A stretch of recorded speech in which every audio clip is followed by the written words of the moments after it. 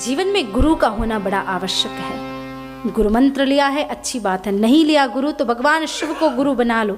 जगत गुरु भोलेनाथ जी महाराज, भवानी शंकरो वंदे श्रद्धा विश्वास रूपिणो। पहले श्रद्धा विश्वास के रूप में प्रणाम किया, तो अब कहा वंदे बोधमयम नित्यम गुरुम शंकर रूपिणम।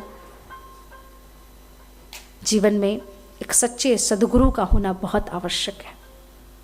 अच्छा, एक बात बताइए, आप में से किस किस के पास गुरु हैं? हाथ उठाइए। दीक्षा जिसने ली होगी, वाह बहुत बढ़िया, गुरु हैं आपके पास। एक बार क्या हुआ, मैं आपको बताती हूँ कि जीवन में गुरु का होना आवश्यक है, लेकिन आजकल के लोग क्या करते हैं। एक 80-85 साल के दादाजी आए मेरे पास, बोले साध्वी जी मुझे आपसे दीक्षा लेना है। मैंने हाथ जोड़े, मैंने कहा बाबा जी मैं तो दीक्षा देती नहीं हूँ, मैं तो अपने आप को शिष्य ही समझती हूँ, मैं गुरु कहाँ से बन गई। पर मुझे एक बात पूछनी है आपसे, आप 85 साल 90 साल के लग रहे हैं, आपने अभी तक दीक्षा नहीं ली क्या?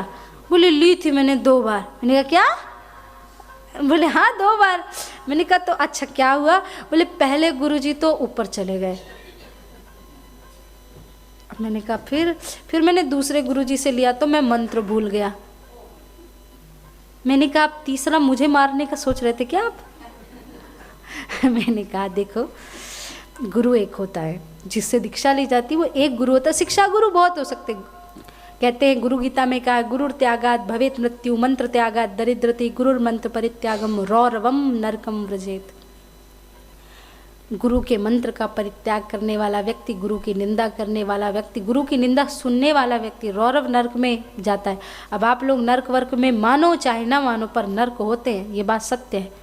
और इसलिए मैं लोगों को कहती हूँ रामायण कथा, कृष्ण कथा, भागवत कथा, शिव पुराण नहीं पढ़ सको तो मत पढ़ना, कोई बात नहीं, पर अपने जीते जी एक बार गरुड़ पुराण जरूर पढ़ लेना, ताकि आपको समझ में आ जाए कि जीवन मृत्यु का फेर क्या है। लोग कहते मरने के बाद पढ़ना, मैं कहती हूँ जीते जी एक बार गरुड़ पुराण पढ़ लिया ना तो मरने के बाद सुनने की आवश्यकता ही नहीं पड़ेगी। जीते जी जीवन को सुधार तो सकते हो कम से कम आप अपने। गुरु का होना बहुत ज़रूरी है। और गुरु का मतलब ये होता है, गुरु तो वो है जो मंजिलें आसुदा कर दे, वरना रास्ता तो हर कोई बता सकता है। गुरु का काम है जो सद्मार्ग की ओर लेकर के जाए। आज परम पूजनीय सदगुरुदेव की कृपा से आप देख रहे हैं हमारे छत्र छाया में सबसे ऊपर आप देखेंगे, और हर जगह गुरुदेव के ही चिन्ह हैं। पूज्य नारायण स्वरूप गुरुदेव के स्वरूप में जब उन्होंने इस पृथ्वी पे जन्म लिया और सिद्धाश्रम की स्थापना करके उस वट वृक्ष में सबसे नीचे जब महाराज जी को बैठाया, मैं तो थी ही नहीं, मैंने बाद में बहुत सुना, जब मैं बड़ी होती गई जैसे जैसे तो मैंने सुना। मुझे लगता है उस वक्त भी महाराज जी को यही गुरुजी ने बताया होगा और कहा होगा कि सिद्धाश्रम का मतलब है एक ऐसा आश्रम जहाँ पर आकर के हर दीन दुखी, हर एक व्यक्ति को, हर एक छोटे से छोटे और हर एक बड़े से बड़े व्यक्ति को एक छत्र छाया मिल सके, एक ऐसा आश्रम का निर्माण करना। और आज पूरे भारतवर्ष में एक ऐसा ही भाव सिद्धाश्रम के माध्यम से गुरु की कृपा से चल रहा है, जहाँ आज इतनी अनाथ बच्चियाँ पढ़ रही हैं, जहाँ पे गायों की सेवा हो रही है, जहाँ पर पशु पक्षियों की सेवा हो रही है, जहाँ पर एम्बुलेंस चल रही है निःशुल्क गायों के लिए, जहाँ पर राष्ट्र धर्म संस्कृति की निर्माण के लिए कार्य किए जाते हैं। बागलदरा की धरती पर जब लोग जाते हैं और वहाँ पर जाकर के गौ माता के उस रमणीय स्वरूप को देखते हैं, उन छोटी छोटी बच्चियों के पास बैठ करके जब आप देखोगे तो उन्हें समझ में आएगा। उनसे पूछो कि गुरु जीवन में क्या मायने रखता है, वो बच्चियाँ आपको बताएंगी कि जीवन में गुरु क्या होता है, क्योंकि उन्होंने कभी सोचा भी नहीं होगा कि वो पढ़ पाएंगी, वो आगे बढ़ पाएंगी। लेकिन आज वो बेटियां पढ़ रही हैं, लिख रही हैं, आगे बढ़ रही हैं, और वो बेटियां जब समाज के लिए काम करेंगी तो देखना निस्वार्थ भाव से होकर के समाज के लिए काम करेंगी और अपने गुरु का नाम भी रोशन करके हम सभी को सुख प्रदान करेंगे समाज के लिए।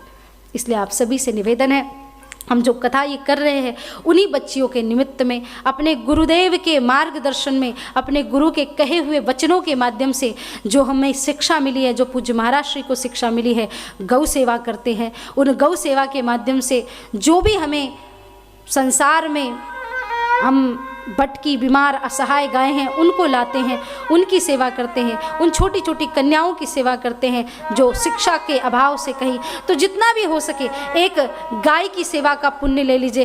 कहते हैं कि 5 प्रकार के शास्त्रों में यज्ञ हैं, जिसमें से पहला यज्ञ प्रतिदिन का है, पहली रोटी गौ माता को खिलानी चाहिए, पहली रोटी गौ माता को खिलानी चाहिए। हमारे पास यहाँ तो गाय है नहीं, इसलिए अपने डिब्बे में रोज़ 1-1 पाउंड 2 पाउंड 50 पेंस जितना हो सके उतना डालें और कम से कम वो गौशाला में ले जा कर के दे, ताकि एक रोटी का जो भी फल होता है वो दर महीने हर महीने आप गौ माता के लिए समर्पित कर सके। आप सभी से निवेदन है कि इस कथा के माध्यम से 4 दिन की कथा है, आप टीवी पर भी देख रहे हैं, आप यहाँ पर भी बैठ कर के कथा सुन रहे हैं, जितने लोग भी हो सके अपने गुरुदेव के उन शब्दों को सच करने के लिए, अगर आप चाहते हैं कि हमारे गुरुदेव के कहे हुए एक एक वाक्य सच्चे हों, हम समाज की सेवा करें, तो सहयोग करें।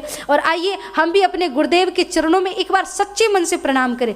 जो भी अपने गुरुदेव से प्रणाम करता है, मैं तो पूज्य गुरुदेव के चरणों में बहुत आस्था रखती हूँ, इसलिए सब अपने अपने गुरुदेव का नाम लेते हुए, सहजो भाई ने बड़ी सुंदर बात कही है और सहजो भाई के उस भाव को दोहराएंगे। क्या कही है सहजो भाई ने?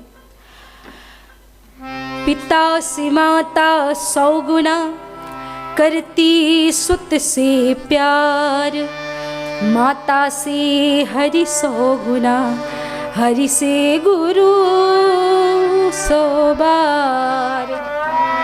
तुम दाता मैं मांगता, सतगुरु दीन दयाल, योग प्रेम वर्षा करो, काटो सब जंजाल।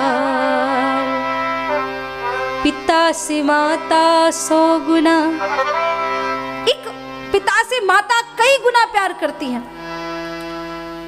माता से हरि 100 गुना, और भगवान माता से भी कहीं जाता, परंतु गुरु से हरि से गुरु 100 बार। नासवान संसार से चित्त को देओ मोड़, बहिर्मुखी प्रवाह से गुरु जी मेरे अंतर के पट खोल। उठाएंगे दोनों हाथ और जोर से जय जय घोष करेंगे और क्या कहेंगे? बोले सद्गुरुदेव भगवान की, जरा जोर से बोली सद्गुरुदेव भगवान की जय।